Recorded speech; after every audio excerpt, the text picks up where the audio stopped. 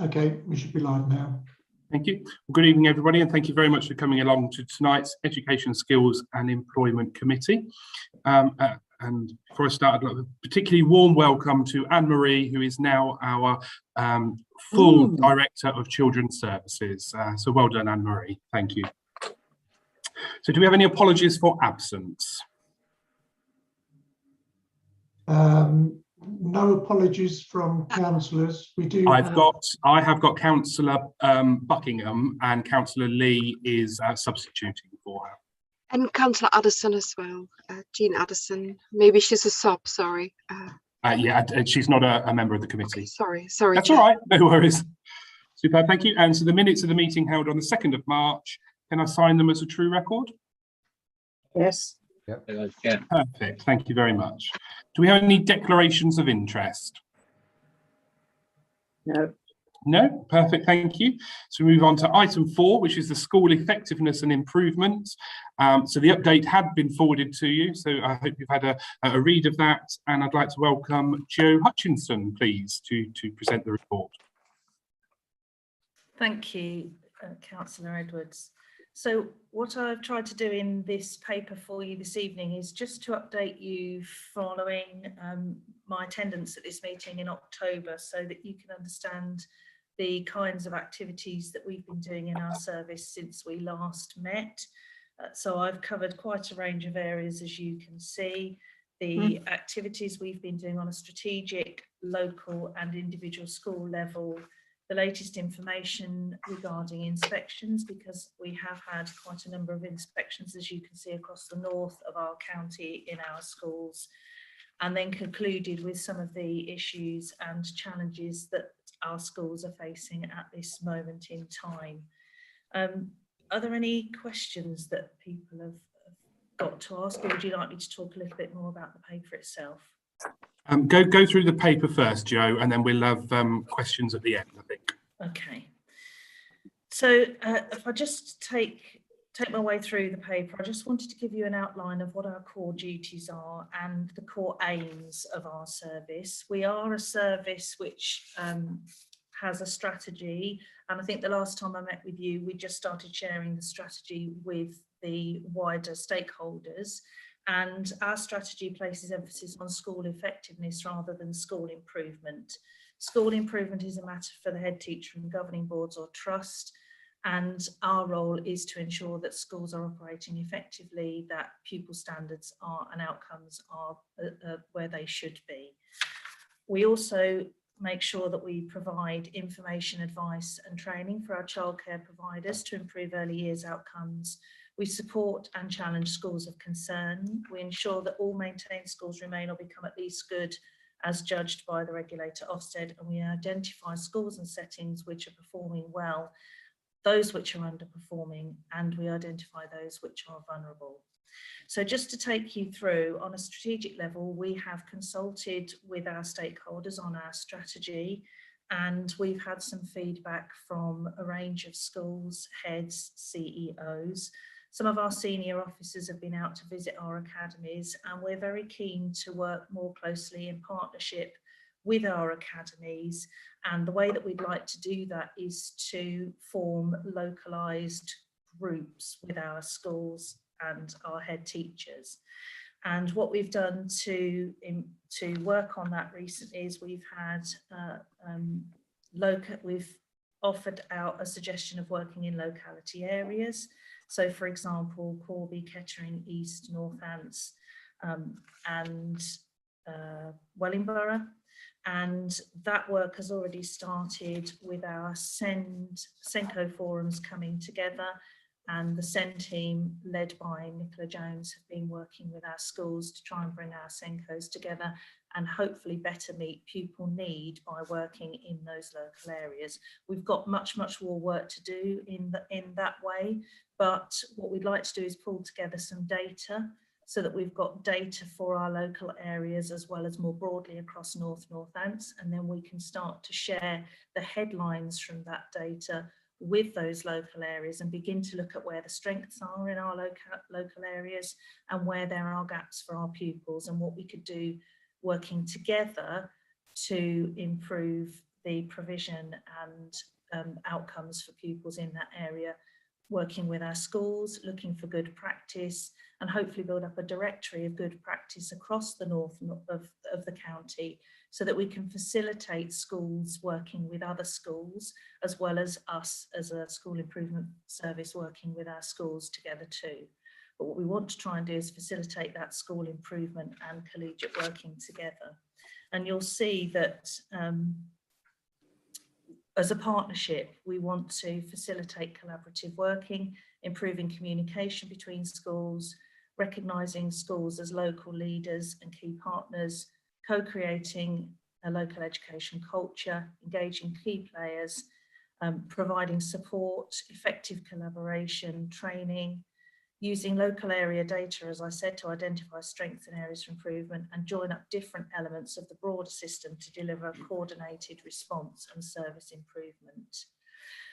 On an individual level, we work continuously with our schools that need us. And again, just bringing you back to those core aims, that's we're identifying schools if they're vulnerable, and hopefully we'll be able to work with them before they become a concern. So that's very much a joined up piece of work with the schools themselves.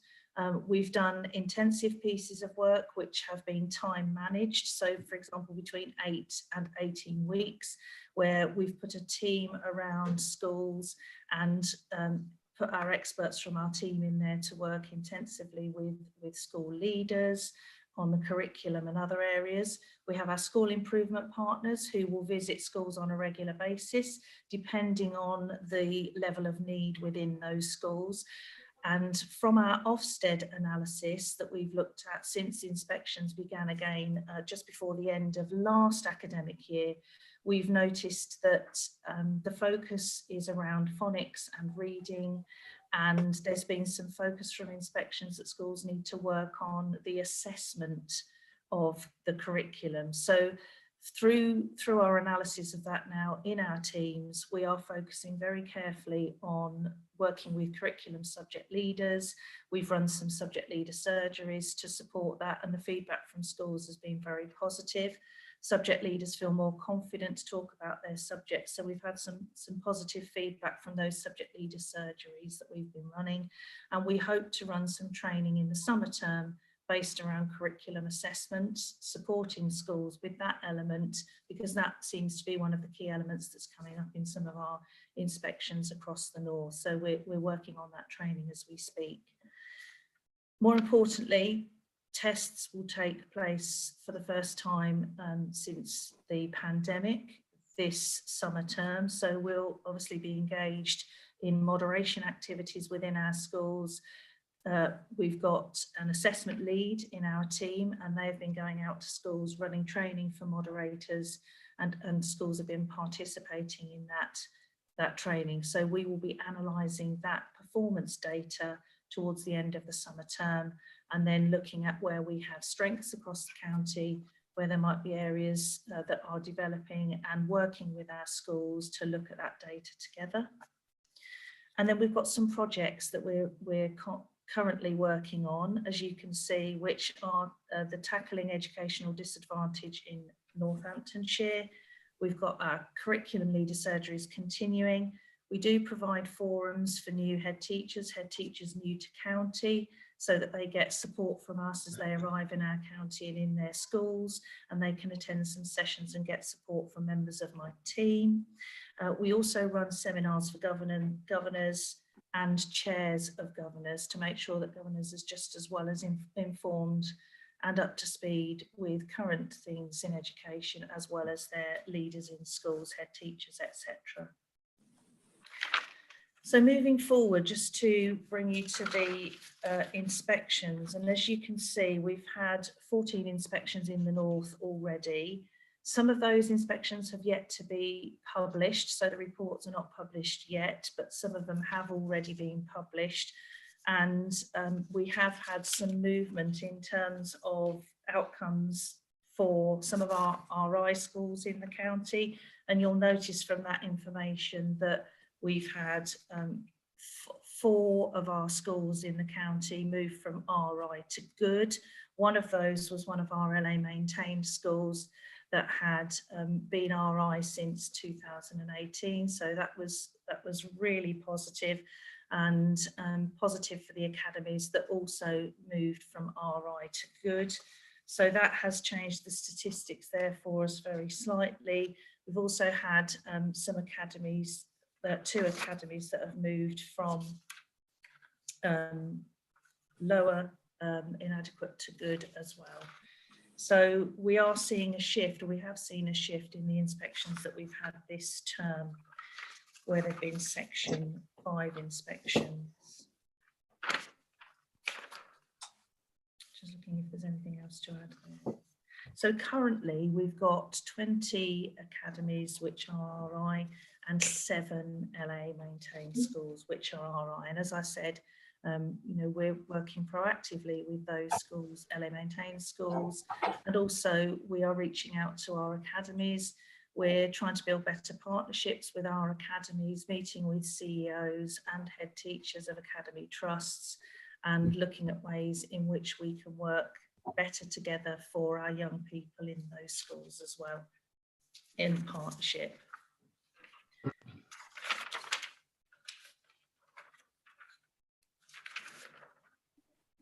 So I just wanted to bring your attention to the fact that we also have education, early education and childcare members in our team, and that's a relatively new addition to our team since September. We have 3 advisors, and their role is to provide information, advice and training for our childcare providers, childminders and PVIs across the county. And they're now part of our school effectiveness team, and we work together. So they offer support and advice for our settings in the north of the county. And we've been working really hard since September on improving communication with those providers so that they have regular updates from us about the latest information from the DFE. We have rolled out a letter, a web-based letter for them, or communication for them, which gives them the latest information from Ofsted, from the DFE, any relevant articles to their providers and age range. And we've also offered some safeguarding training for those providers to attend that we have run as a local authority. So we are working very hard to build those relationships back up with our PVI sector, with our childminders, and every one of our advisors is linked to one of those providers, so they've got a direct line into the local authority should they need any advice and guidance. And then finally, I just want to bring your attention to the current pressures and challenges that our education and childcare settings are facing at the moment. And you're probably acutely aware of this anyway, but schools are still battling with high levels of COVID cases, and head teachers and leaders are trying their hardest to keep their schools open, keep staff in front of the pupils. But there are challenges at this moment in time, and there are some staff shortages. And of course, a lack of supply cover has meant that small schools in particular, that they're struggling sometimes to keep some of their classes open. Head teachers are often teaching at the moment to try and keep that regular teaching going along. So we're supporting our schools at the moment. Our public health team have also been supporting, advising those schools where they've needed some advice and guidance. For some nursery settings, staff shortages have unfortunately meant they've had to close. The schools are also managing increasing numbers of mental health issues, and an increasing need for family support in some areas of our county, in terms of the need to support with behavioural issues, or families who might need some additional support, advice and guidance at this time. There have been challenges in attracting and recruiting governors to schools, so we're trying to support with that at the moment. And there are an increasing number of requests for education and healthcare plans coming through from our schools, particularly with reception age pupils. And finally, schools and settings are reporting an increase in the percentage of pupils in their settings with special education needs. So of course we're working together with our colleagues in our SEND teams to support our schools as these issues arise.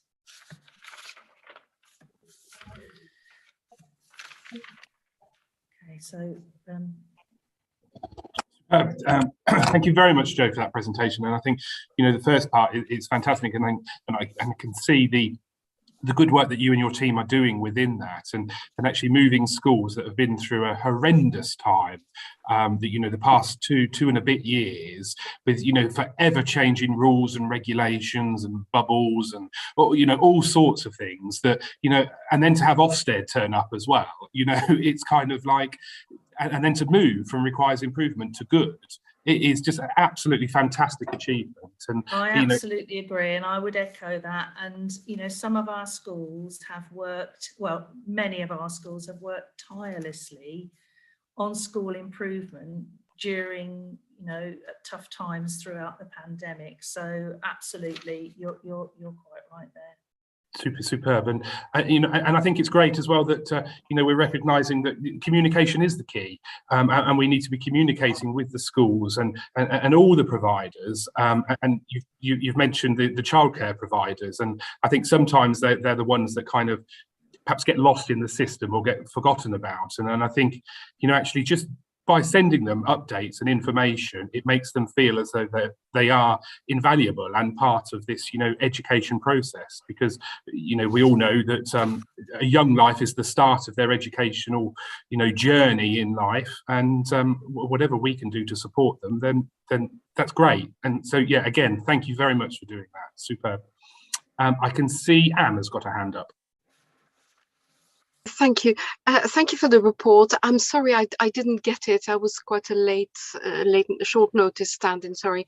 I don't know, did that include the special academies? Because I've heard concerns about class sizes in special academies because of recent changes in the SEND provision, and that's something that concerns me. So I wonder whether they were included in your inspections. Thank you.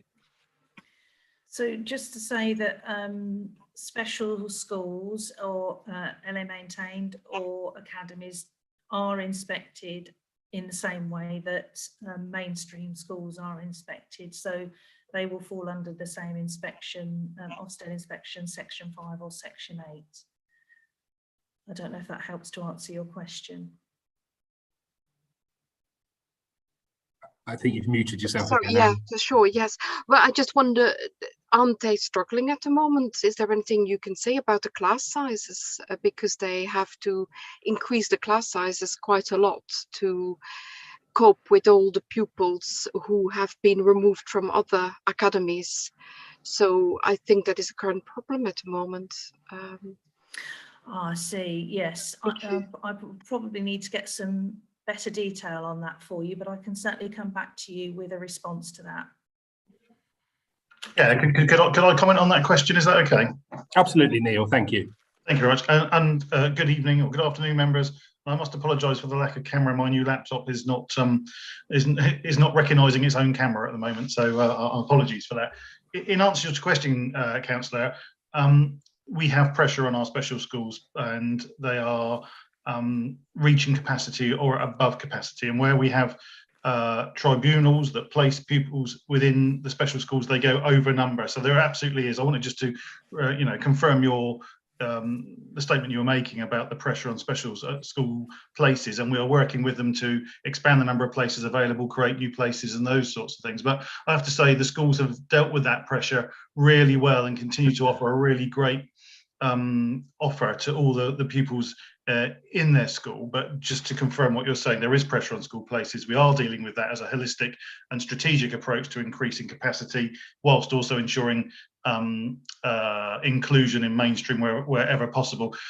And just to be clear, it's not that the special school placement process is something we support very closely to ensure that pupils go to the best provision to meet their needs. So it's not children just ending up in a special school. They select a special school. We select a special school with parental engagement and other things that best meets the needs of that pupil. So, you know, there's some really great work going on. As Joe says, the team supports special schools as well, but you're not wrong to recognise that there is pressure on the special school place system at the moment, and we're dealing with that as best we can, and we'll be putting additional places in and taking other action to ensure that pupils' needs are met as effectively as possible. Thank you, Neil. Lee. Thanks, Chairman. Thanks, Joe. Yeah, as you say, of course, schools aren't immune to the staff shortages that every business is having, but of course, it has a huge impact on schools. It must be horrific going through inspections at this time, but amazing. I can't believe that we're seeing a positive improvement trend. I mean, what an achievement that is, really. Joe, my question really. So in the report, it says that there's an increase in the percentage of pupils that have got special educational needs. Has there been a widening of the definition of special educational needs? Is that why we're seeing more people go into it, more students fall into it, or are there just more students that are falling into that category? Sorry, Chair, Lee. Do you mind? Shall I pick that one up? Because I think it's a broader, and we're straying into the SEND space, I think, which is appropriate. But rather than put Joe on the spot, I think one of the challenges that we've got, which we have discussed previously, is that historically the practice around SEN and education, health and care plans was not what you would expect to see. And what I mean in that is that there was a narrative and there was a drive, if you like, through the old county council that said, you ask for an education, health and care plan if you want a place in a special school. And of course, that wasn't why education, health and care plans came into being.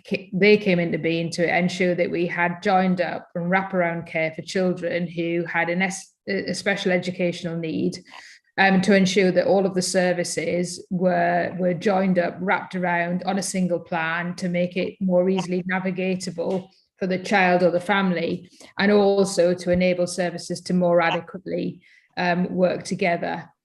And what that meant is that from our data and from that perspective, we had practice in Northamptonshire that said, I want an education, health and care plan because I want this child to be educated in special school. And largely those children were placed in special schools because they had an education, health and care plan. Now, what that meant, if you looked at our data from the point at which education, health and care plans came into being, I think, until certainly to last year, disproportionate numbers of our children with education, health and care plans were in special schools, which is not a great thing, because, you know, the evidence would tell us that our children are best supported and their longer term outcomes are better where we can, if possible, keep them in the mainstream school, because they're kept with their peers, they're kept in their own communities, and they're not removed and put somewhere differently.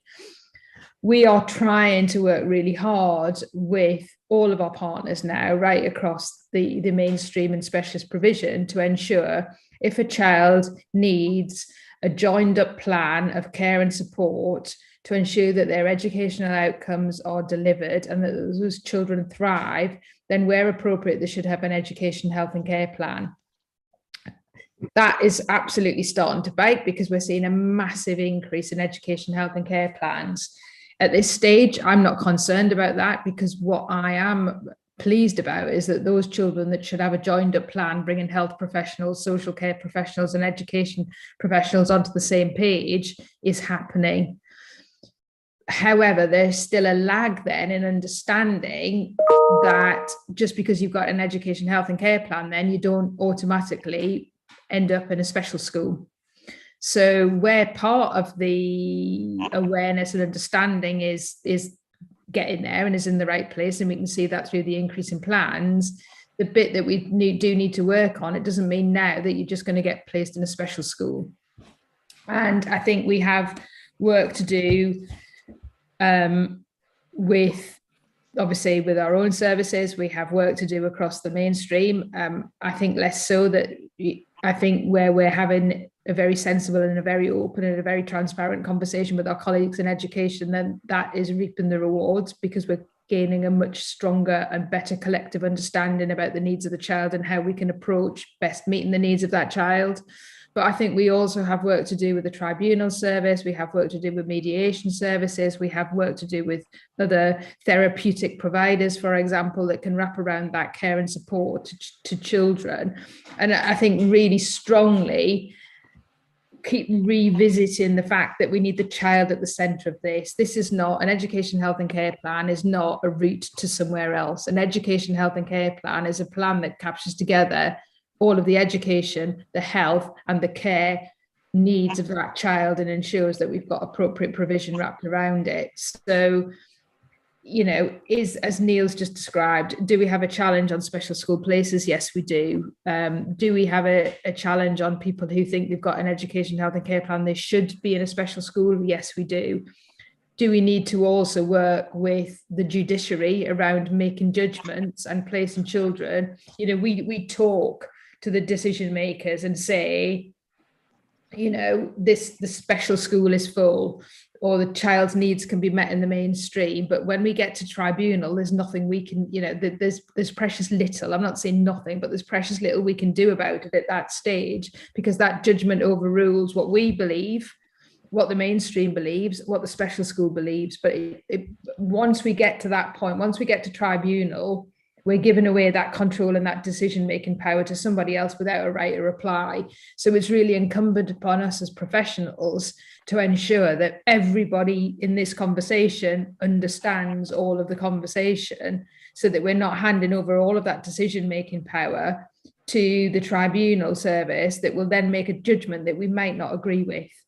But the work then, that comes right back to the child and the family, because a family sometimes feel, and I think wrongly, but I can understand why they feel like that if they don't go through that tribunal route, they'll not get what they need. And there's still a sense that if they've got an education, health and care plan, they should be in a special school. So it's, you know, forgive me, I think I've maybe laboured the point, but hopefully helped you understand it, that we're really in a cyclical problem here, that until every part of that cycle stops and takes their part of responsibility and understands the whole of the picture, we're going to keep sort of niggling away and getting things that we don't necessarily agree with.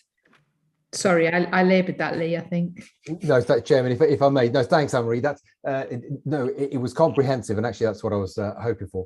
And I'm comforted that as long as we are capturing as many people as we can and recognising it, and of course it's cyclical, but as long as there's forward movement for improvement, then we can't ask for much more than that. Certainly, you know, in these challenging times. So.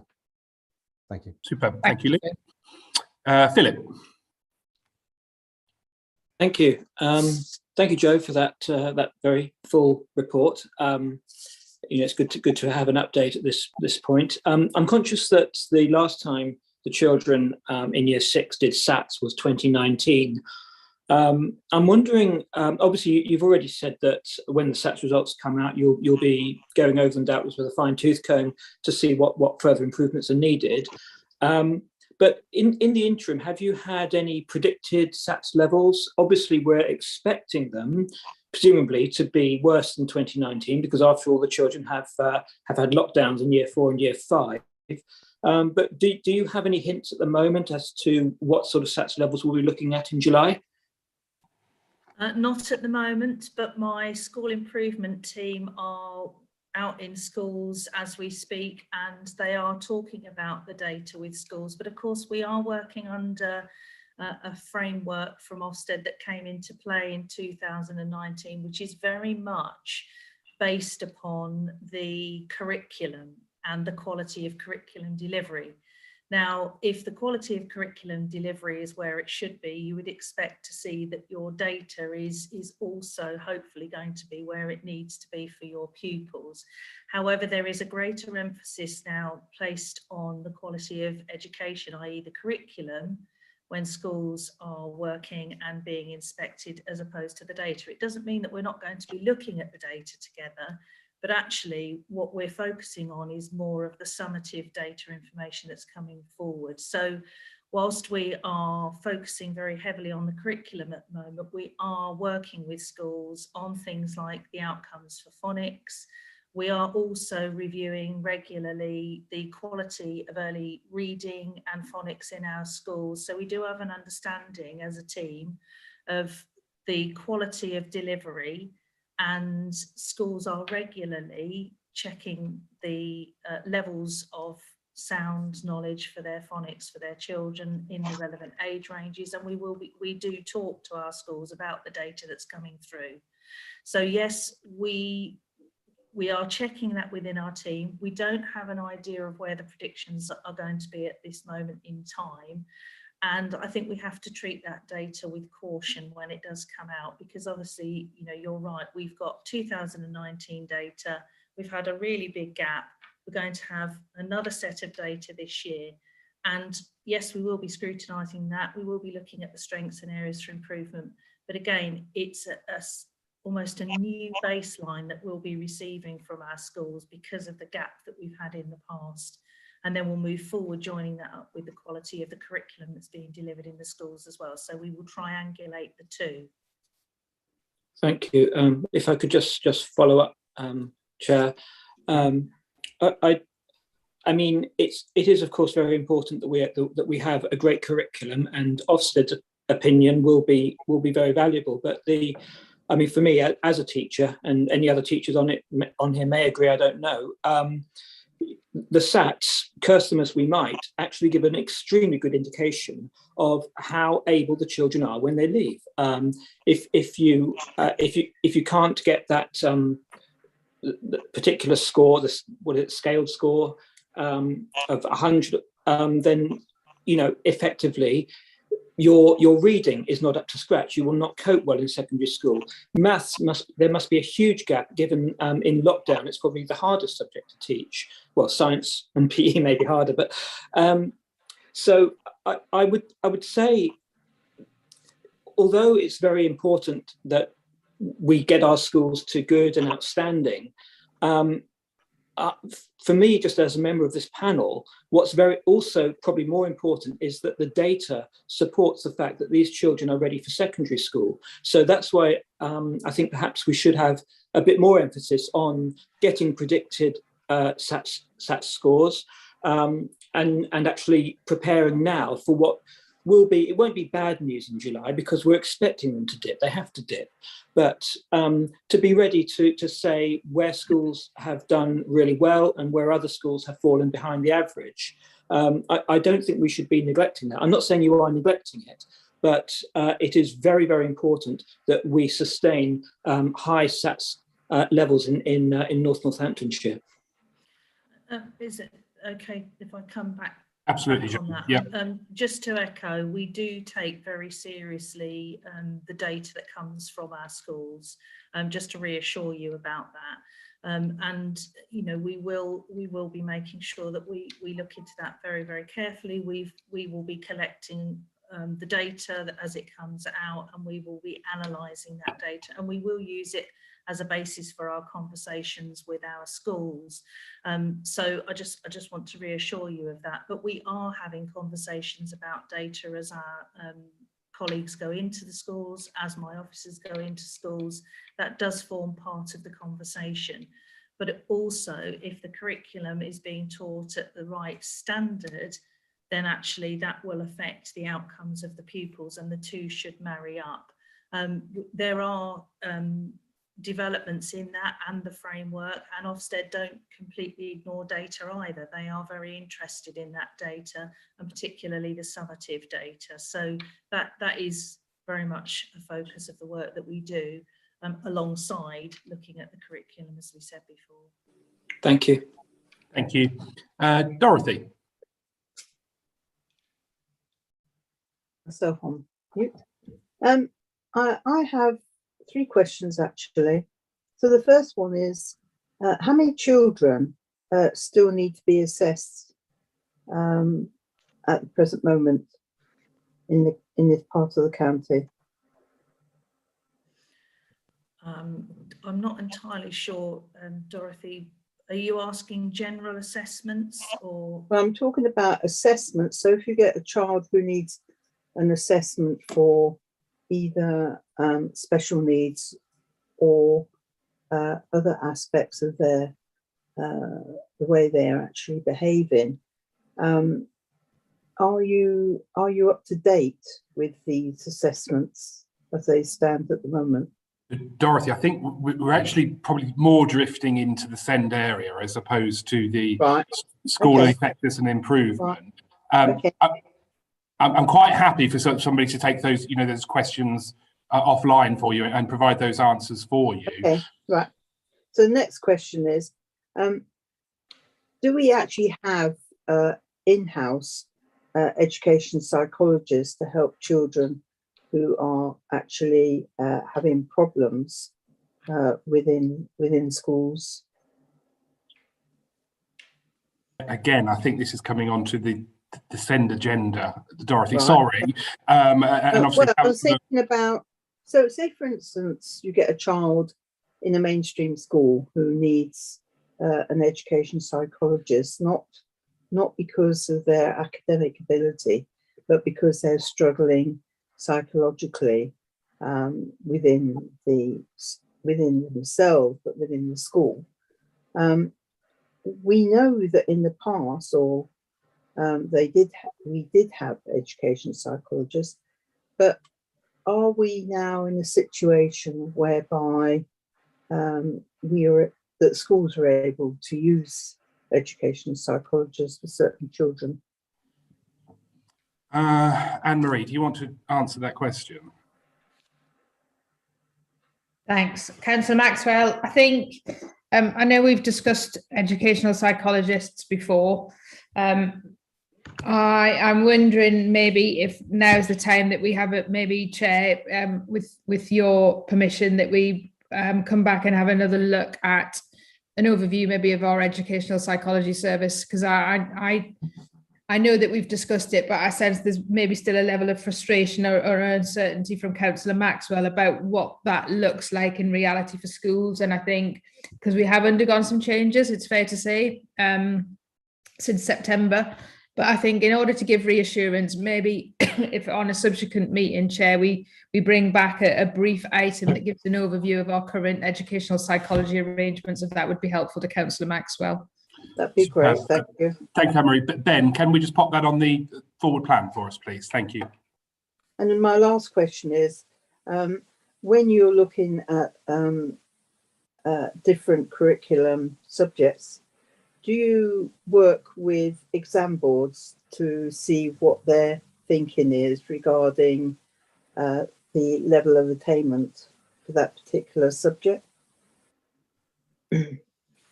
So we're not doing any direct work with exam boards at the moment, but we do work with our curriculum specialists, and we have curriculum specialists within the team that are able to support and advise schools on particular areas of the curriculum should they need that specialist advice.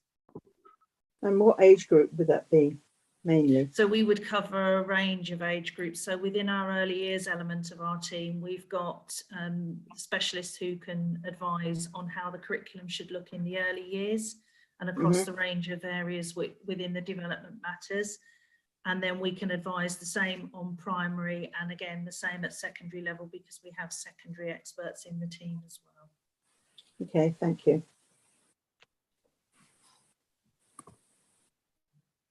Thank you for that. Ian. Yes, thank you very much, Chair, and thank you, Joe, for that report on this. That was very comprehensive, a lot of information in there.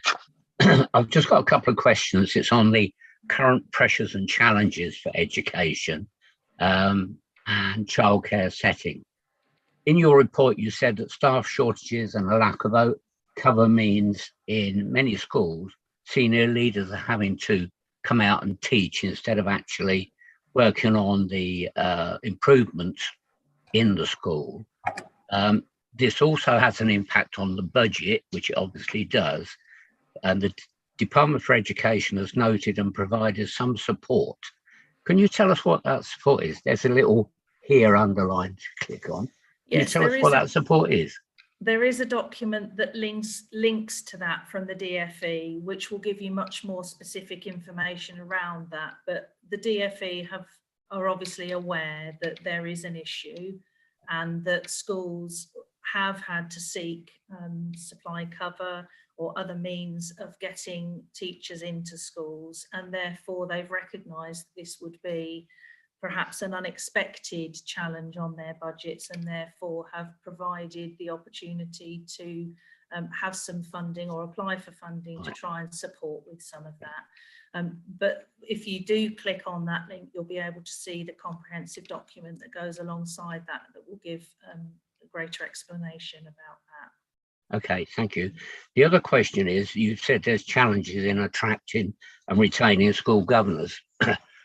Are we as an authority doing anything to try and attract governors, local authority governors? When I was chair of governors at 2 primary schools, we had 700 children and we had 16 governors on a governing body.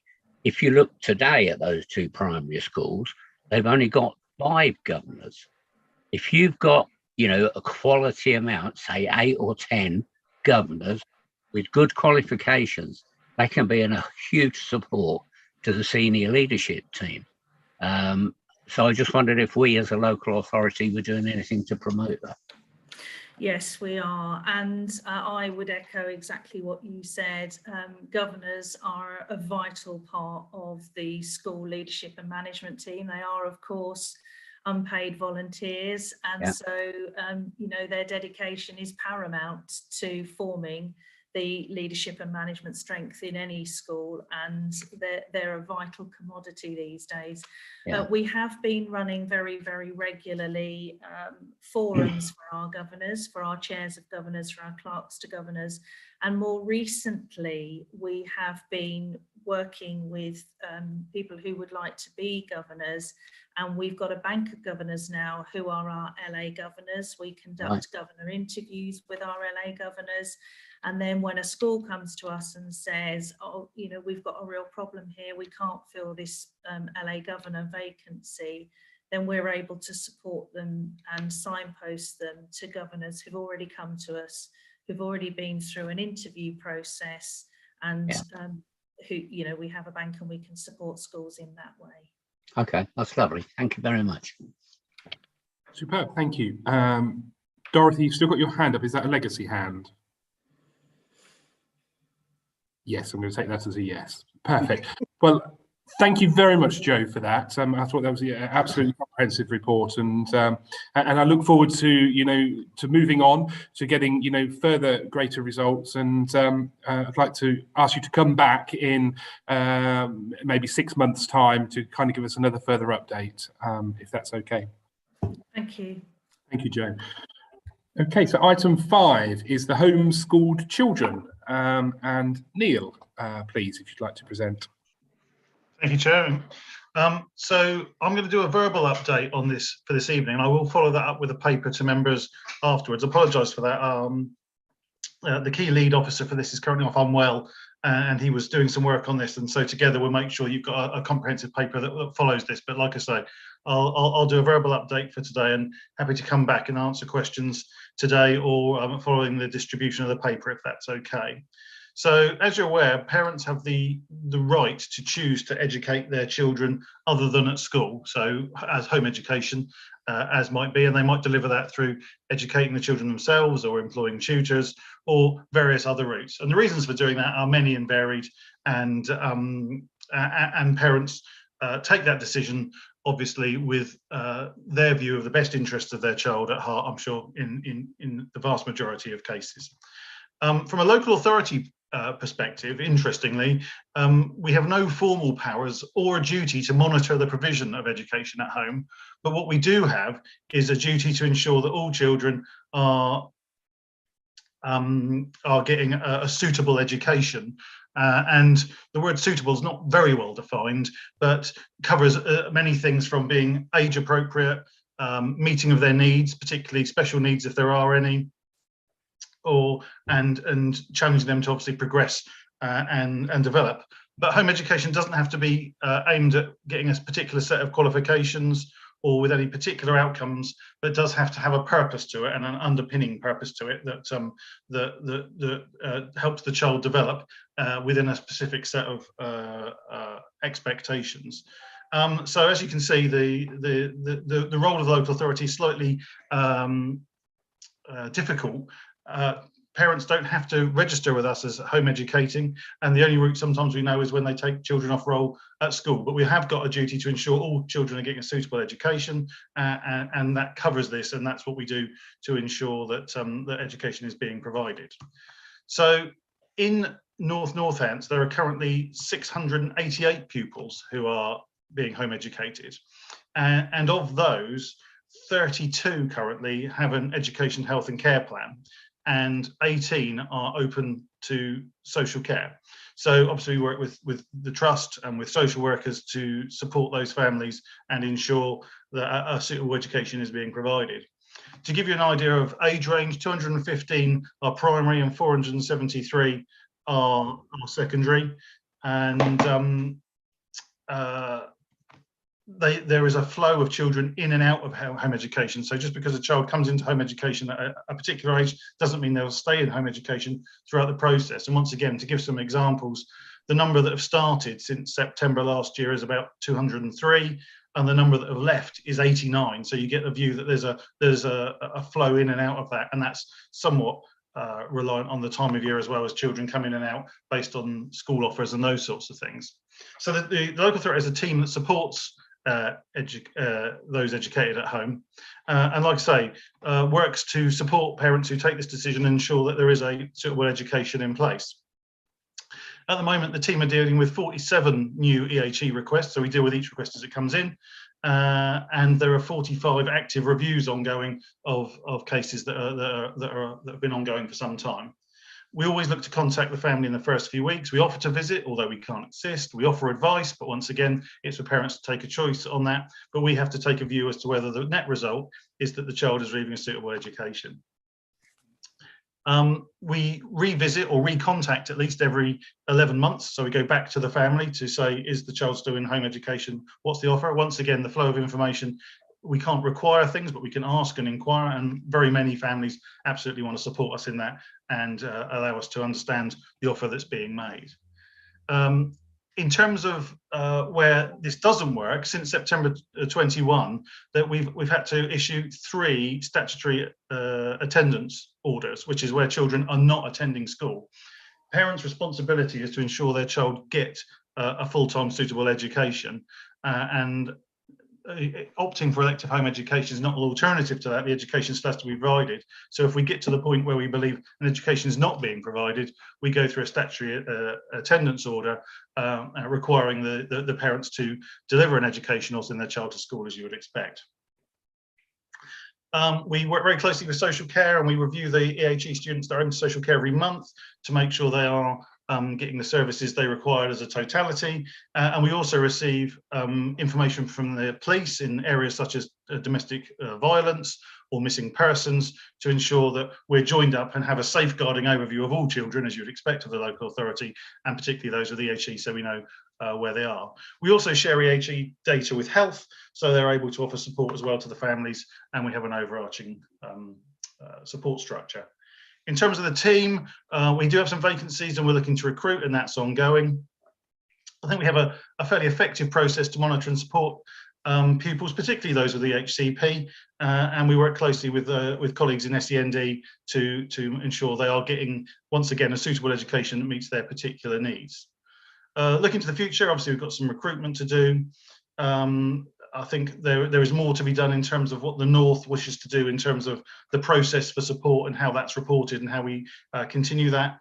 And we want to start having a termly newsletter for home educated families as well, to offer support and pointers and guidance, and signpost them to the support that's available to them. So like I say, I'm sorry that Imtiaz, who would be the expert, is not here to answer questions, but I'm very happy to answer questions about that. But hopefully that gives you an overview. Like I say, I will, with Imtiaz, circulate a paper after the meeting, but happy to take questions, Chair. Thank you, Neil. And I've got Wendy. Thank you, Neil. Can you give us an indication, please? I know you might not have the exact numbers, but an indication of the increase compared to before COVID and lockdown of home educated children. Has there been an increase? We have looked at that quite recently, actually, and the answer is there's been a small increase. Off the top of my head, I can't tell you the number, but it was an increase. When we were asked the question was, has COVID had a significant impact on the number of children who are electively home educated? And at the point we did the work at looking at that, which was only 2 or 3 weeks ago, the answer was no, not as yet. It might do over a period of time, but at the moment, the numbers, and we, you know, as you can imagine, we're looking back at numbers for Northamptonshire as a whole, and disaggregating that into what accounts for the north. But having looked at that, we would say no, not a significant. There has been an increase, but it's more along the lines of 20 than 100, if you see what I mean. Right. Thank you. And then the only other thing, and obviously over COVID and lockdown, there were children hidden from adults and agencies, schools, social workers. And as you say, the majority of parents obviously want the best for their children, but I do have a small concern regarding safeguarding. Well, safeguarding, not a small concern, but for a minority of those pupils that are hidden. And, you know, when parents don't accept an offer to visit, you know, those children can therefore be hidden from agencies. And yes, and I think what you've identified is the conundrum for us around elective home education, because as I said right at the start, we don't have statutory duties to go in and inspect or review the offer that's being made, unless we have, you know, demonstrable concerns about that. So what we have to do is, like I say, we take our duty to ensure every child has a suitable education very seriously, and that safeguarding sits with that, obviously. And we want to be assured that we know where every child is, and we do that by referencing data. I said we talk to health about their data, to social care about their data, to the police about their data, and we bring that together and look to reassure ourselves that we're confident that we know where each child is and we know what the offer that they've been given is. I'll go back to the point I made earlier. Parents are not required to engage with us in a meaningful way, to be honest. The vast majority do, as you would expect. oh yeah. But you know, the fact that a family doesn't engage with us, if linked up with other data, might be one of those things that we would raise as a concern, and then have to take some action about, like you say, through the safeguarding route. But not always. Some parents simply don't want to engage with the local authority for whatever reason, and have a different, you know, don't want to do that. But like I say, the key thing is triangulating data from different sources to ensure we identify where there might be a concern, particularly, as you say, where a child might be missing or not having been seen by services at all for some period of time. Thank you, that's reassuring. Thank you. Philip. Did you say me, Scott? I did, yes. Yep. Yes. Okay. Thank you. That's been extremely interesting. I knew nothing really about that before. A couple of questions. First, in terms of the percentage of children being educated at home, is it any significantly higher or lower in this county than other counties, other similar counties? My next question is really, I think, from the point of view of this particular forum, what is it that is driving people to not make use of the free facilities that are being offered? Is it that they think there's something wrong with our schools? Is it for religious reasons? Do you have data about ethnicity, about household income? I just think it would be useful for us to know a little bit more about what is it that we are not providing that would make a difference to these people, that might persuade them to send their children back to mainstream schooling. So, as I said in my presentation, there are very many reasons why parents might choose to home educate. So that might be around an ethos of, you know, educating with the home, and there's a whole community of families who work together around home education in a really positive way, and a national body that supports them and those sorts of things.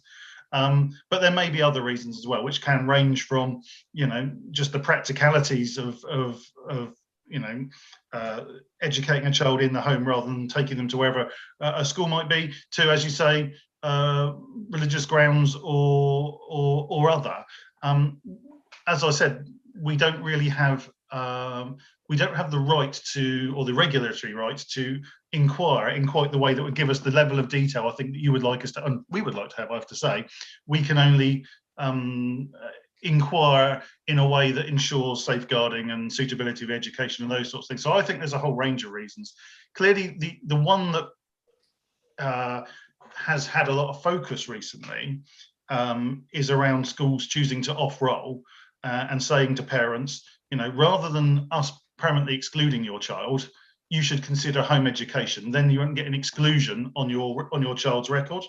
Now, that clearly is not the way that we would expect an exclusive school to be operating, and would not be supportive at all of that.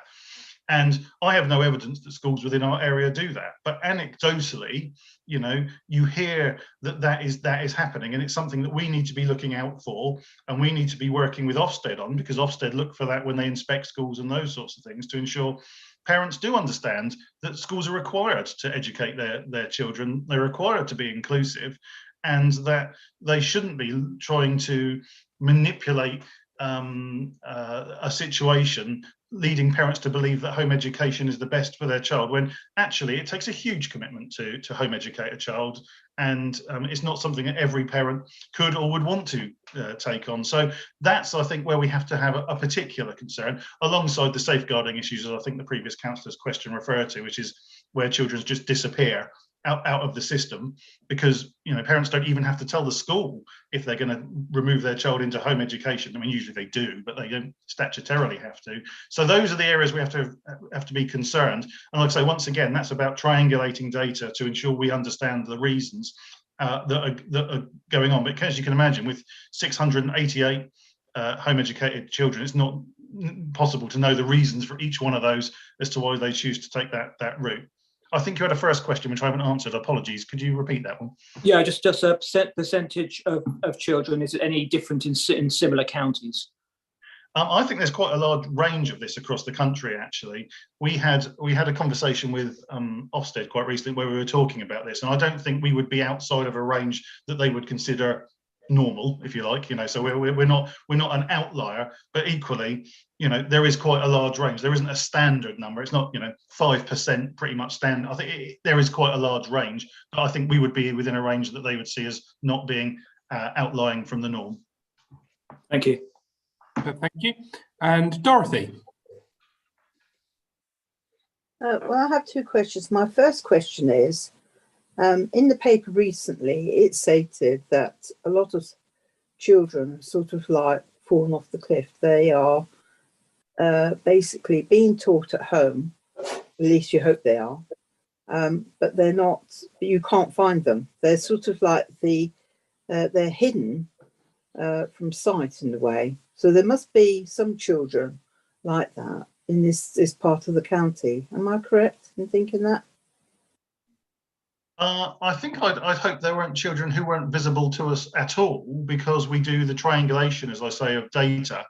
Their route into home education may not be entirely clear to us, because as I say, there's no regulatory requirement for parents to inform us or the school or anybody really. It would seem that they are moving to home education. But as I was saying, it's those pupils that you've described are the ones that we would be most worried about from a safeguarding perspective, and that we would pick up, we would hope very much, by triangulating data with health, triangulating data with social care and with the schools, and we would then be aware that there were children who weren't attending school, and we would then obviously through the team contact their parents to say, you have a responsibility to ensure your child is receiving an education. How is that being delivered? And if they say through home education, then we offer the support and ask the questions that I set out earlier. So I hope very much that would enable us to have sight of all children. But as children, as I said in my presentation, children come in and out of this. So it is a risk, and there is a safeguarding concern in this, and that's why we focus on it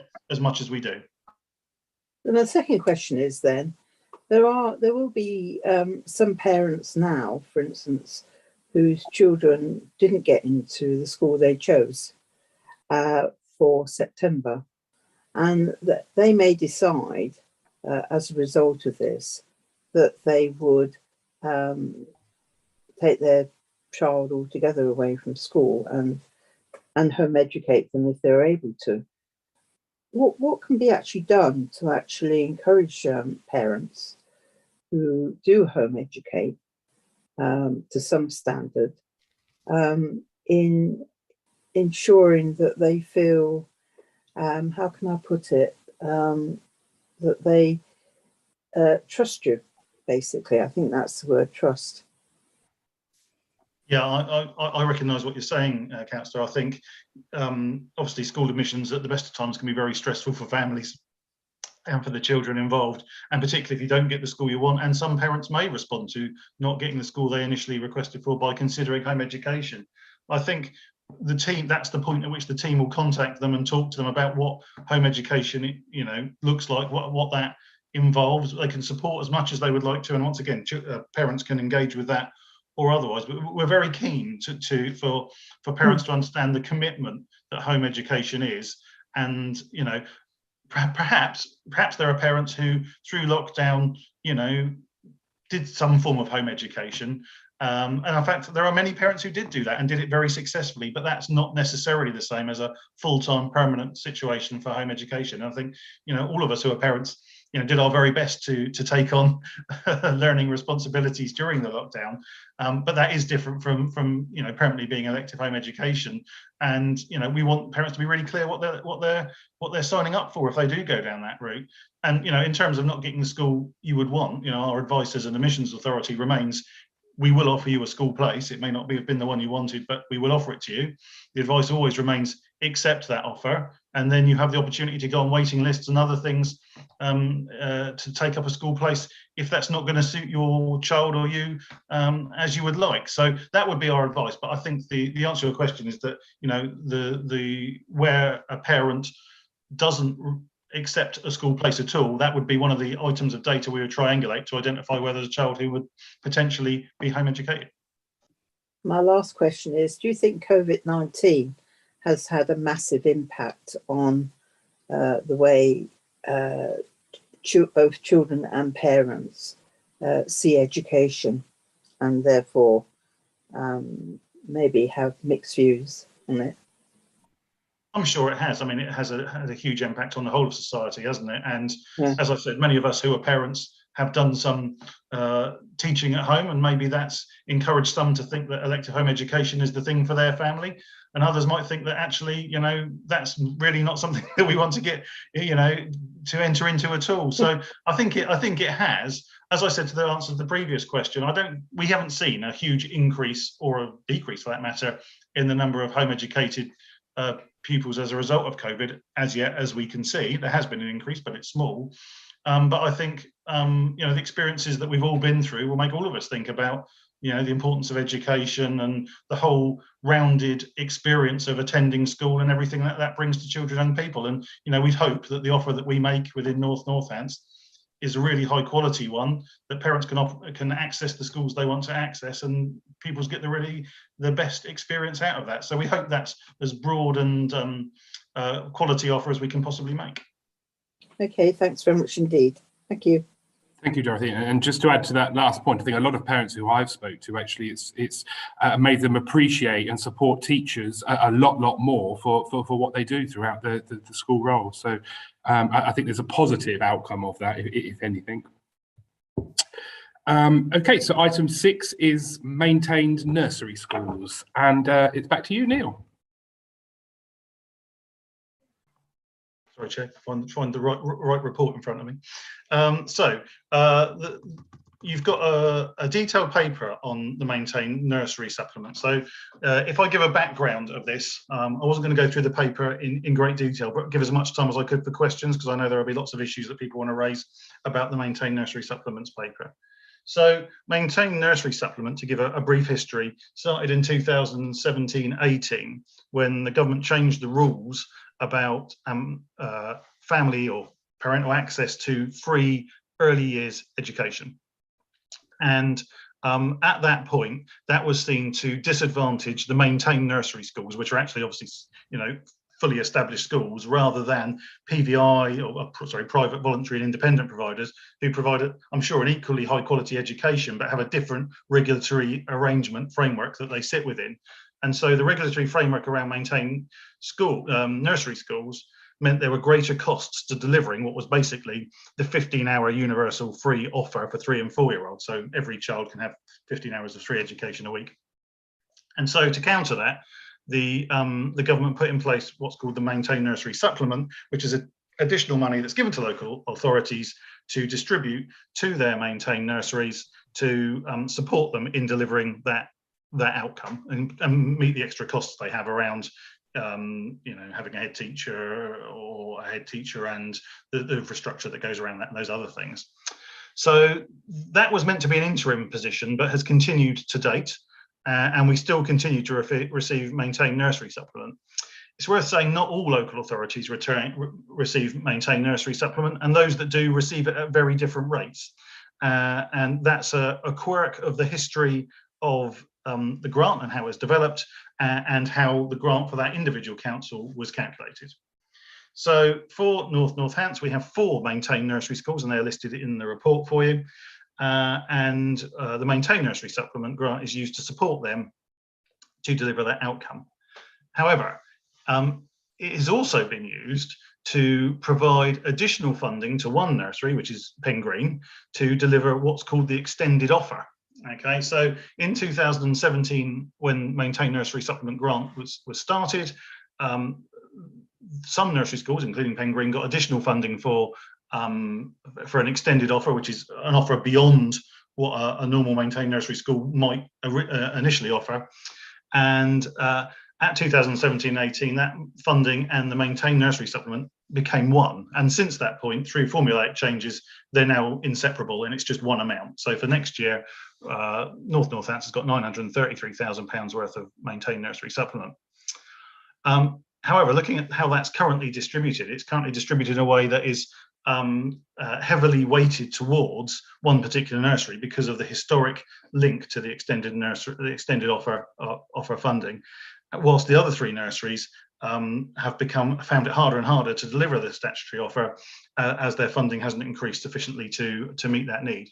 In addition to that, the overall level of funding we receive has reduced, and this year in particular, of course, because we get an amount of money per participatory hour, so amount of hours that is taken up by parents. And of course, because of COVID, that reduced quite significantly. So the amount of money we get has reduced because less hours are being taken up and the money is distributed on the basis of participation. So all these things come together to a point where we have an amount of £933,000 that we want to distribute to the nurseries to ensure they're sustainable, and that the distribution method is equitable and transparent. And so with the Schools Forum, a consultation was undertaken about how you might do that, with the options to move towards a more participatory basis for your distribution of resources, to stick with what we've got more or less, or a halfway house in between. The feedback from that consultation was very much that there was support for a transparent and equitable distribution of resources, but also a clear understanding that shifting a set resource between providers would have a positive impact on some and a negative impact on other, and we needed to be aware and take account of that.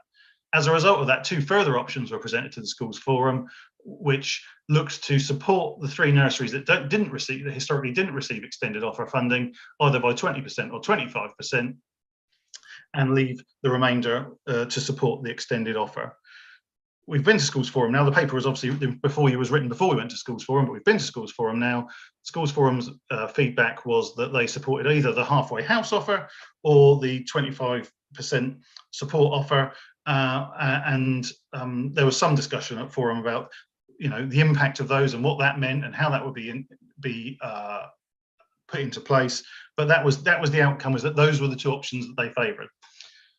I need to be clear that this is a council decision, so it will be made through executive, and that it's for the council to decide how the money is distributed between their providers. We were very clear with the DfE, and they're very clear with us. It's a council decision about how we do that to support services at those individual nurseries. The paper you've got before you goes into quite a lot more detail than that, into the aspects of the offer, the options that were put before Schools Forum, how we got to where we are, and the route forward. And so, like I say, I don't intend going through any more detail than that. Hopefully that's enough of a summary and background for you to with the paper, understand the issues. And I think, unless Anne-Marie would like to add anything, that would be my summary of the paper, and happy to take questions. I think Neil's covered it, Chair, so I'm happy to support Neil in answering any questions rather than add to it at this stage. Thank you. Thanks, Neil.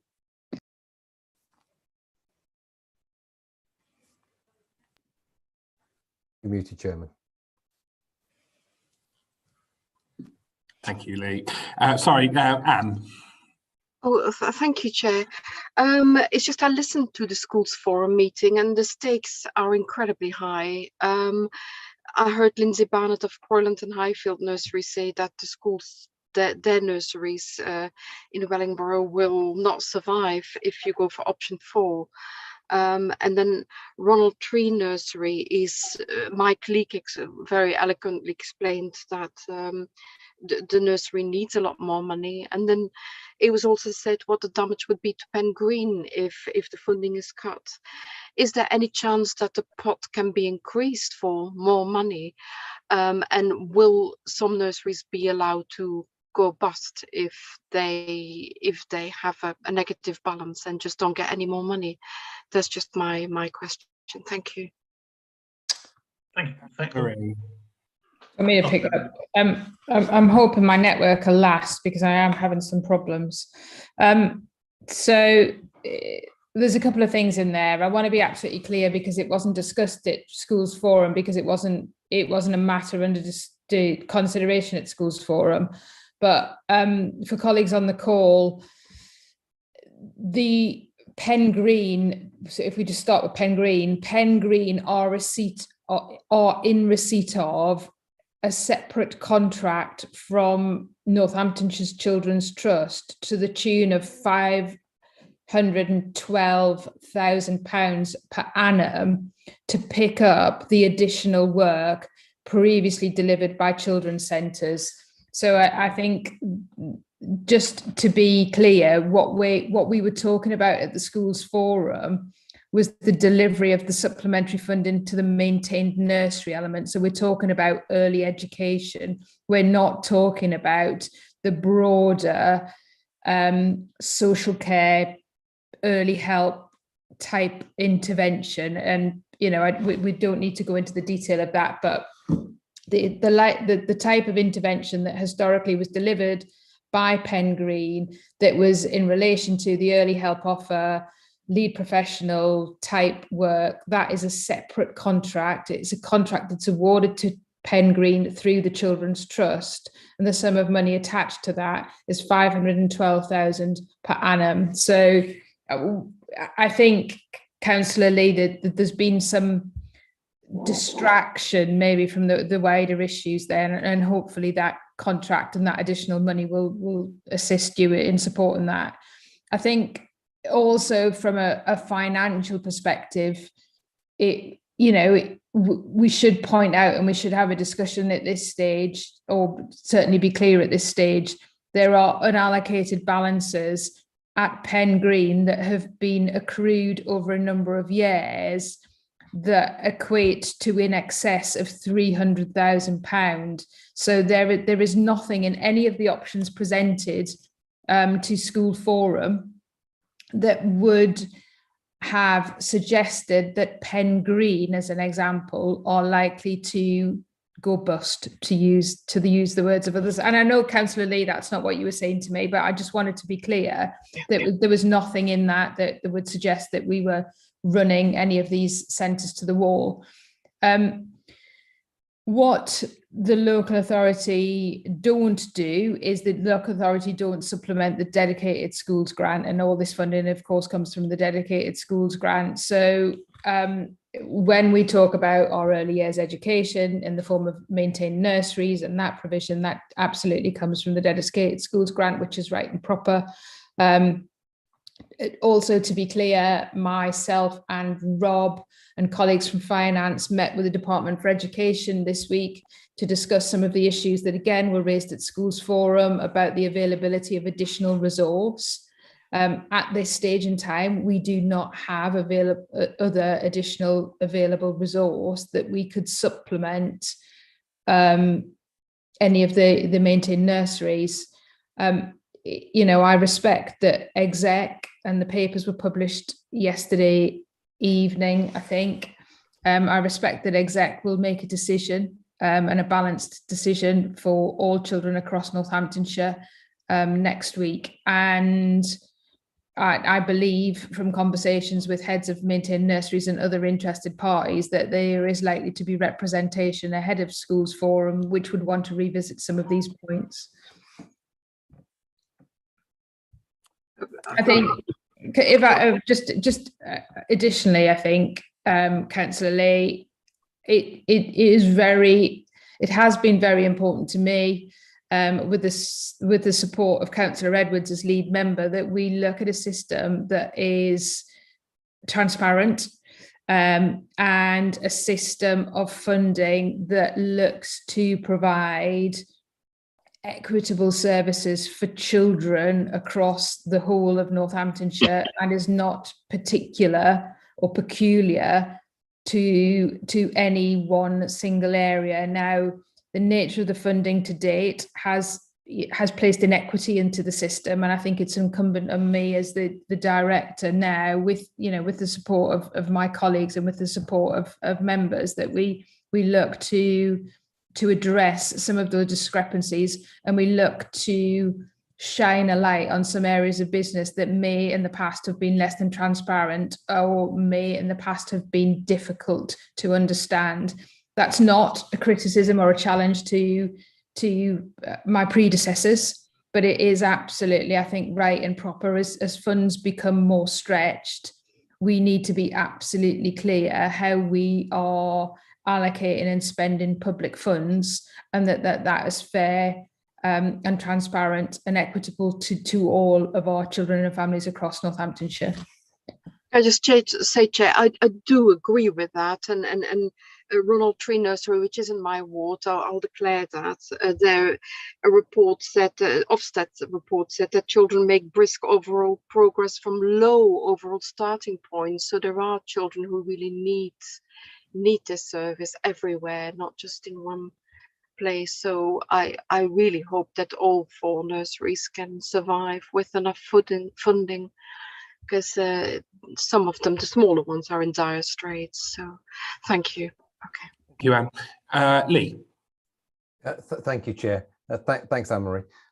So I got to tell you, I'm confused. There's so much information came through on the report, and some of it came through so late. So my understanding, and is this correct? My understanding at the moment is that we've ended up with an imbalance, a huge, it would appear, imbalance in the way that the funding is divided.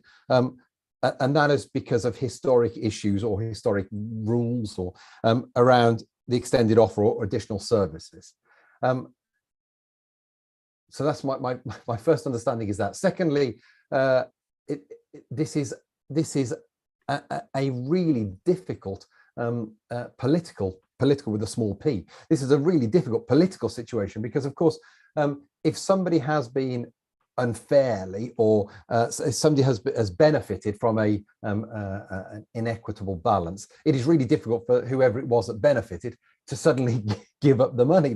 They want to keep the money. They want everybody else to get even more. And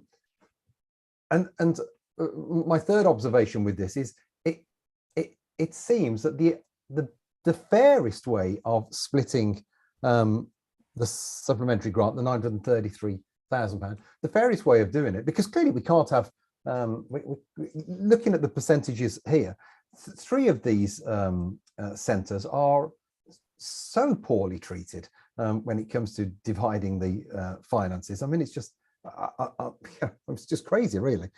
It would seem that the fairest way of doing it is through the number of hours that they deliver the participatory, on a participatory basis. So am I right in thinking that option 2 isn't based around the number of hours that they deliver? Option 1 is that basis, and option 2 is just to give to lessen the financial harm to Pen Green. Am I reading that correctly? I think, sorry, Chair, forgive me jumping in. Please do, Anne-Marie. I think first of all, the first three areas that you raised, Councillor Wilkes, are absolutely correct. Your understanding is my understanding. So if you're wrong, so am I. And option one moves entirely to participation. And actually, just for the sake of colleagues who maybe haven't understood some of the detail in the paper, or if it's not clear, we receive the money from the Department for Education on the basis of participation and on the basis of participation only. And therefore, one would assume that we would then distribute the funding on that same basis. What has happened over time, as Neil said, this line of funding, if you like, came into being in 2017 when we shifted the DSG. We haven't always received funding on the balance of participation, which has added to some of the complexity around this, because had we always received the money just on the balance of participation, then it would have been a no-brainer. We would have proceeded down that route from the start, and we wouldn't now be in this position. At some point within 2017 to the current day, that shifted. We are unclear, and again, colleagues, the eagle-eyed of you who have read the exec papers for next week at this stage will have seen that at some point that has shifted. The DFE and the conversation between the DFE and the then county council moved that lump sum and that additional funding to Pen Green out of the equation. And what the DFE have been really clear on, and I've been working with the DFE since I took over from Cathy in January to try and understand this and to try and mitigate the position that we're in now.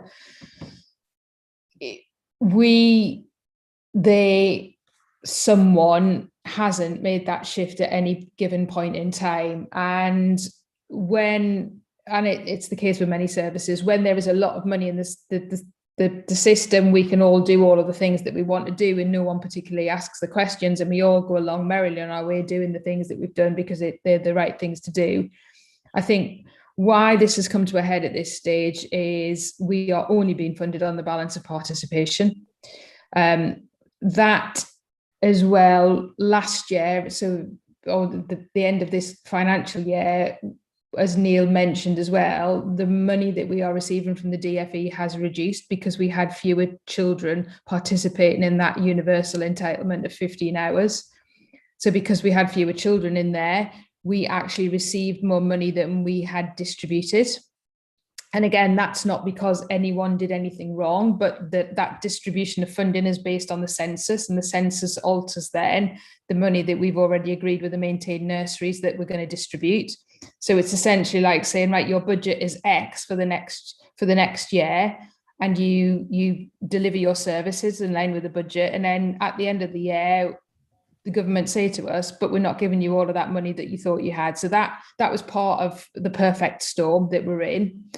So we had to make back the deficit, but what we have learned from our colleagues in West Northants that we're still holding temporarily, not forever. I'm not suggesting that there's something untoward here, but the people that were closing down the accounts last year have identified to us that there is unallocated balances in there across the maintained nursery sector, so we can mitigate then the overspend from last year.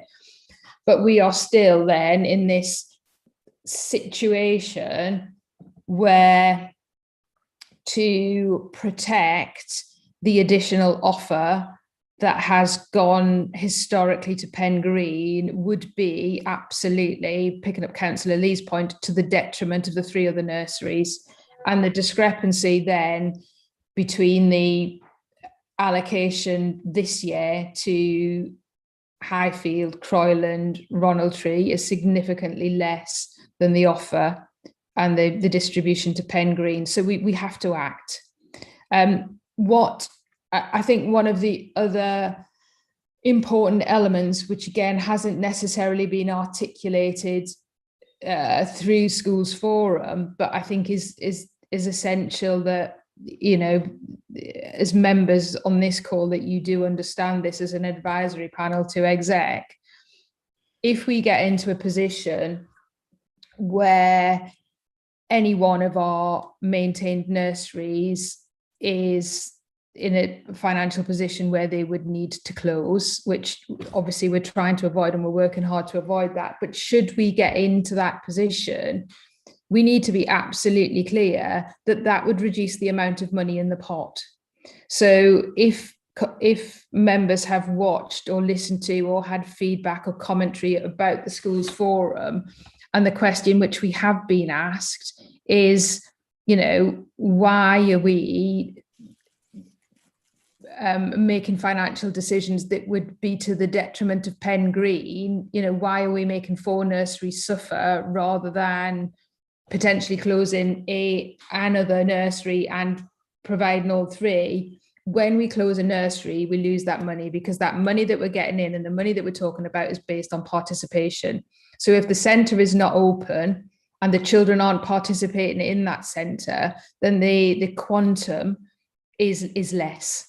So what it doesn't mean is if we closed Pen Green, Croyland and Ronaldtree and we just had Highfield, that they would then have 933,000. They wouldn't. They would have whatever is in option 1 about their participation.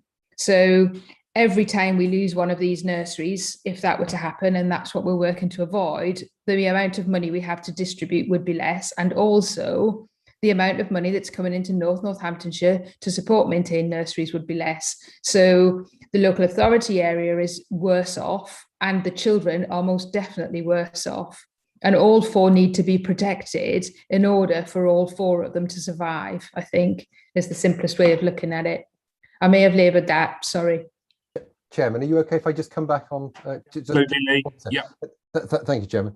So Anne-Marie, thanks very much for that. That gives me a much better understanding. So the two things that spring to my mind then are, it would be much better for everybody, receipt of money and sending money out, if it was all just done on a participation-based model, because it's the fairest, it's most equitable way of doing it, you would imagine. But I can appreciate if we can't go to a participation-based model from day one, because we want to try and soften any blow to, I'm presuming it's going to be Pen Green. And then as Councillor Lee says, and Anne and I agree on all of this, I think it doesn't sound to me like the 3 nurseries that have been getting very little money have got much in the way of reserves. I mean, you know, if they don't get the money, they're going to, we can't allow that to happen. If and this may already happen, this will show my lack of knowledge in this area, but if we have a liability to ensure that these nurseries keep going, in that if one runs out of money, we've got to support it, but that money comes out of the pot, then presumably at some stage, if we don't already, we have to scrutinise the financial operations of these nurseries, because we would need to know, are they in debt? Have they got a load of money in the bank? You know, we'd need to have a much better idea of where they're at for the support that they need. But certainly, my view, sorry, Chairman, but in summary, we have got to get surely to a participation-based model. Otherwise, it's going to forever be unfair. Yeah, just to answer your point, Lee, about the scrutiny, and that's actually in the paper, is that actually all 4 nurseries are going to be scrutinised about, you know, the services they provide, where the money is going, what money is coming in. So then that is completely open and transparent. So that is one of the recommendations that's on next Tuesday's executive papers.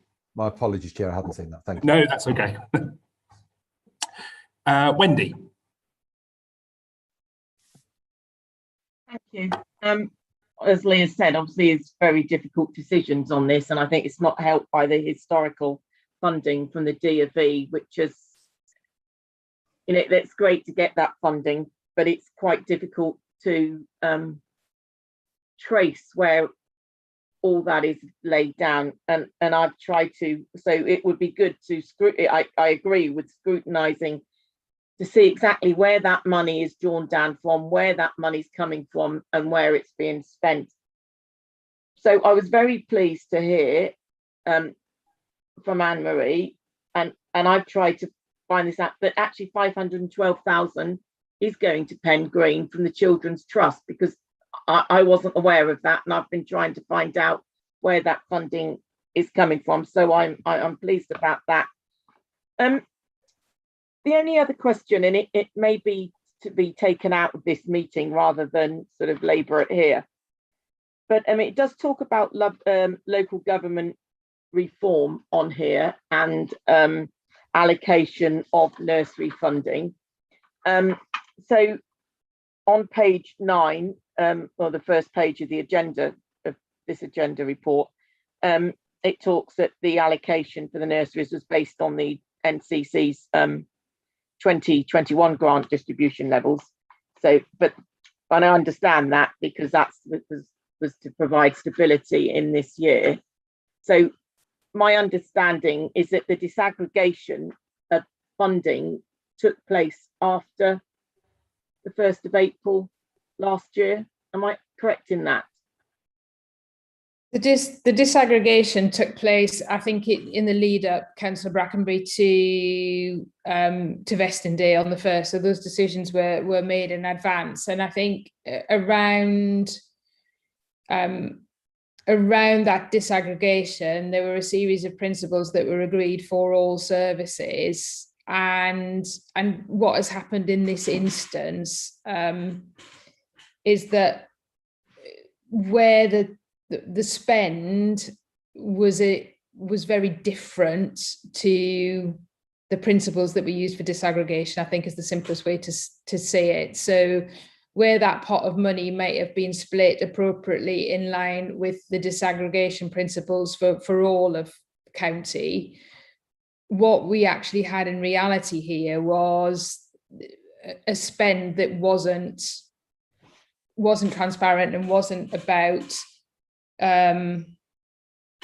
participation, for example. So the majority of the other split from the majority of other services were a split that was 54% to the west and 46% to the north. But actually what we had in terms of the maintained nursery spend was that much more than the 46% that we receipted was spent on Pen Green. So Pen Green were still an outlier in terms of their receipt of funds from county. So on this one line of disaggregated funding, it hasn't fallen in line with those principles. So I think one would argue that where we would feel potentially that we'd lost out on this line, there are probably other pots and lines, in the round that where we took advantage. So, because I must admit, I don't remember ever seeing anything about the nursery funding and the splits, and I wondered where that came to and who made that decision. And I was going to ask, is there any chance of having a more equitable split? But from what you've said, it swings and roundabouts and probably balances out in the end. Yeah, and I think we've explored this. As you can imagine, my team and I and finance colleagues have cut this, shook this, split it up, turned it around, looked at it from every conceivable angle since January. And I am really confident to recommend to Councillor Edwards as the lead member, and and confident to recommend to members on the call this evening that I think that the two options that were identified by the schools forum as being the most appropriate options are, one, not the ideal scenario, because I think Councillor Wilkes's comment about participation is the destination that we're trying to get to, but I think that the nature and the scale of the reduction in funding to Pen Green none of us would want to see that level of reduction at this time in the year, because we've got to remind ourselves that we are in the final week of March next week, and managing services with that level of funding shift, positive or negative, at that time in the year makes it really difficult. So I'm really clear that the best options are the options that remain for executive to take a vote on next week and to support or otherwise. that decision is not the end of the line. That decision is merely the next step in getting to a position that is fair and equitable for children and families across the whole of Northamptonshire. And there are so many questions that have been, have been brought to the service around the history and around the spend and around the current situation and around the next steps on here, that I'm really grateful to the support of scrutiny to get us to a position where we can understand this in the best possible way to ensure that going forward we make the most defensible decisions that are in the best interests of the most children. Yeah, thank you very much. Superb, thank you. I don't think we've got any other questions on that, so thank you very much. So we move to item 7, which is the forward list of items for education, skills and employment. Ben, or Dorothy. That's a question.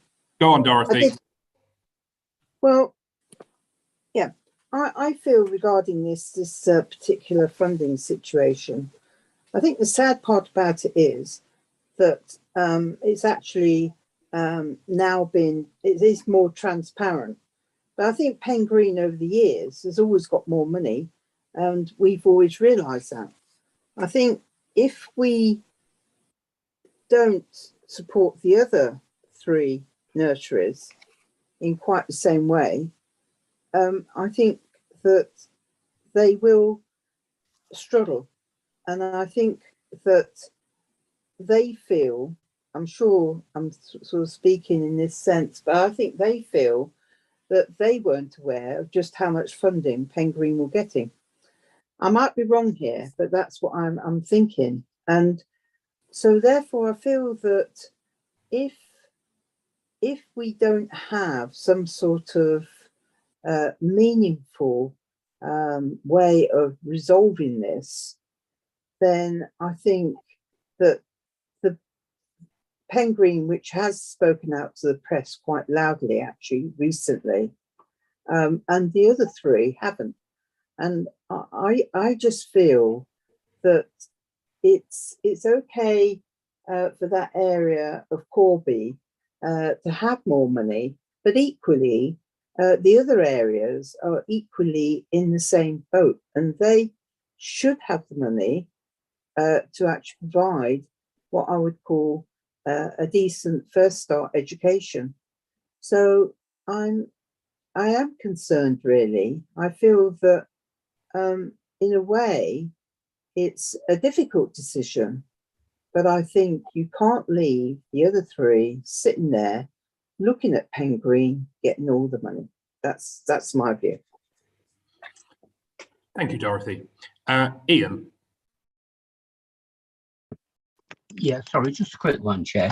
The 512,000 that comes from the Children Fund that's paid to Pen Green, is that additional to these figures?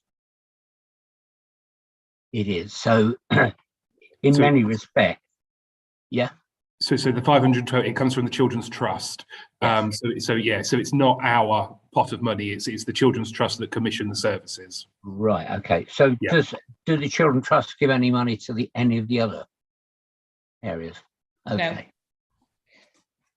No. So we've got that. So whatever we give them, they've got 512,000. They've also got £314,000 in unallocated reserves, haven't they? I can't remember the numbers off the top of my head, Councillor, but yes, they have got significant unallocated reserve. Okay, all right, that's fine. Thank you very much. Thank you. Right. And Lee.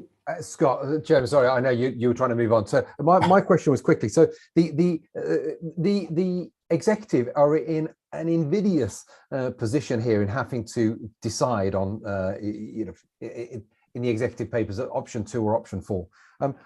Are we, as the advisory panel, are we being asked to give our comments on what we think they should do, or give a steer, or give some support? Are the executive need backup almost? Is that what we should be doing here on the EAP? I'm quite happy. I mean, obviously, I sit on that executive, and I should be leading the report on Tuesday. So I'm quite happy if you want to give your opinions, and absolutely, just like all the other opinions. And you can imagine, I've had quite a few emails and telephone calls and various other things in relation to this. So I'm more than happy to take your views and opinions on this. Well, Chairman, and that's what I was thinking. I mean, I would not want to be on the executive having to make this decision, because it's you know, it's in the public eye, and it's a real tough decision. But from my point of view, there is one obvious option, which is to go to the most equitable distribution of funds, which would be option 2. I mean, I would go to option 1, but I mean, I appreciate that that's going to be really hard to swallow. So of the 2 options that the executive have been asked to consider, option 2 seems to be one. I know that's going to have the biggest effect on Pen Green, but it's not going to be insurmountable, hopefully, for them. But it will be the fairest distribution across the other 3 nurseries. So certainly my vote, were I on the exec, would be that we've got to get to an equitable split as quickly as we can, understanding that we don't want to cause undue harm to anybody, but it's got to be an equitable split, and option 2 gives that. Thank you for that. Everybody else thinks, but no, thank you. Does anybody else have an opinion on that? Wendy? I certainly don't envy the exec making the decision. It's going to be a difficult decision, but I wouldn't want to give a steer here now, having not read the exec papers. You know, I don't think that would be fair. You know, they only came out yesterday. I haven't read them yet, so I wouldn't be happy personally giving a steer here now. Okay, no, thank you. Dorothy? You're on mute, Dorothy.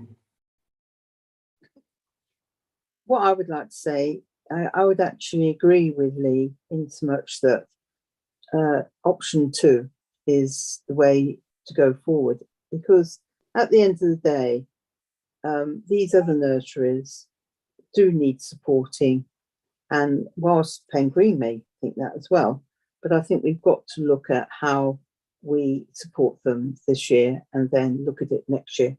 That's my view. Thank you. Thank you, Dorothy. Ian? Yeah, thank you, Chair. I wouldn't disagree with Lee, actually. I think option 2 is probably the best bet, but like Wendy, I would prefer to read the exec papers before I actually commit to make a decision. But initially, that would be my thoughts. Thank you, Ian. Philip? Yes, I totally concur with on the basis of what we've been told so far tonight. Option 2 with a slight leaning towards option 1, but option 2 I would agree seems to be the best one. Thank you. Anne, do you want to?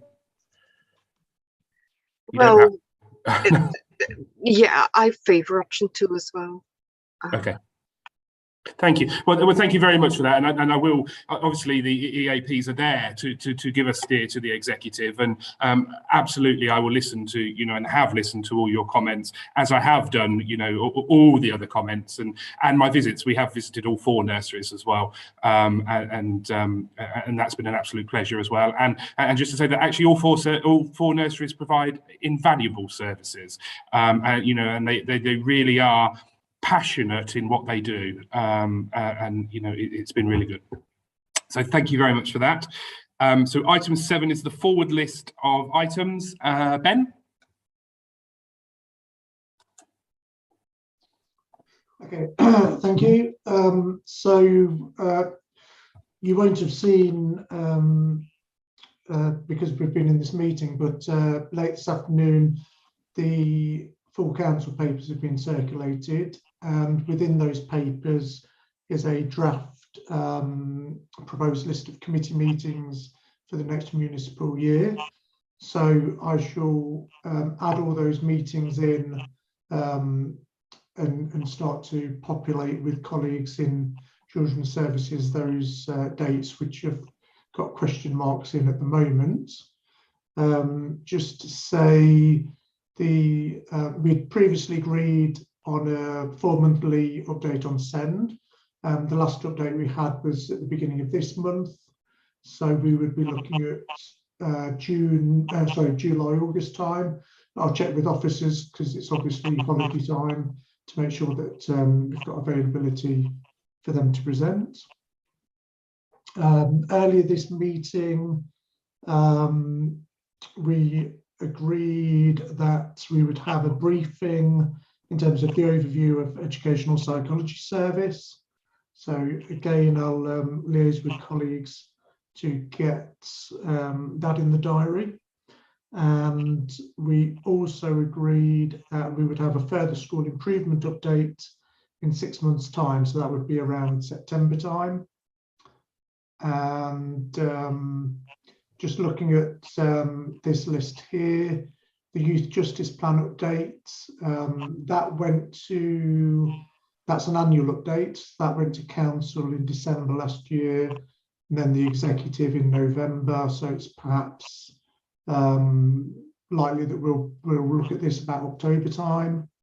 And I'm not sure about timeline for presentation on prospect or the future arrangements for special schools, but unless Neil's got an idea on that right now, I'm happy to go back and liaise with him on getting those in the diary as well.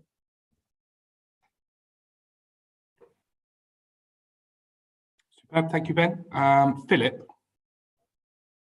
Yes, I was just wondering whether the September school improvement discussion could specifically include a reference to the results of the SATs and what actions may be taken in view of the data.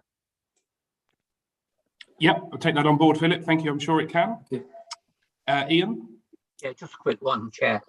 Is it possible we could get a list of all of the schools and their current Ofsted ratings? Is that something? Yeah, we can get that sorted for you. Anne-Marie, can you organise that for me? Is that okay? Yeah, we can get that, and we can probably get that list. It's publicly available, so we can get a link to where councillors can, well, anyone can get that information. We'll send that link on to Ben so that you can access it at any given time then. Okay, lovely. Thank you very much. Superb. Is everybody else happy with that? Yep. Sorry. Excellent. Okay, so that is the end of the meeting. Thank you very much for your participation this evening, and have a good weekend. Thank you. Thank you. Chair. Good night.